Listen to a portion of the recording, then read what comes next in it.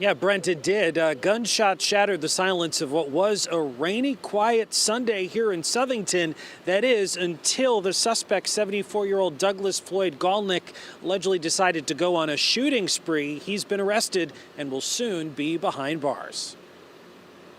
I mean, I saw him the other day walking down the street in the rain. I thought that was a little strange. Neighbor Nicholas Agelli told Fox 61 hours later his father-in-law called him. Told me that his garage on Meriden Waterbury Turnpike got shot up, so I actually looked him up. I didn't know if it was him or not, and said 91 Grove Street, so I was like, that must be my neighbor.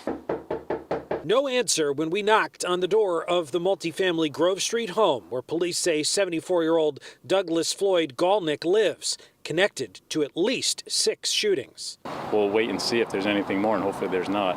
Southington police say the shooting spree started Sunday evening. It included 4 occupied residences where Galnick allegedly pumped .22 caliber rifle rounds into structures, luckily not hitting anyone. All his shots were focused specific on specific areas.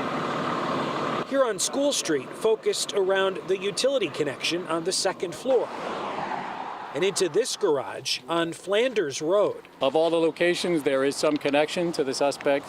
However, I guess the positive side to that is that this isn't random. He singled out people that he knew. Including a doctor allegedly shooting at his office and private residence. The North Star driver is the doctor that is at the Meriden Ave office. Galnick also allegedly shot the outside of the Church of Jesus Christ of Latter-day Saints, but he's also being investigated for a similar incident in Cromwell. That location was a church, so I believe there's some connection between the 2 churches there. Police caught up with Galnick during the shooting at the medical offices on Meriden Ave.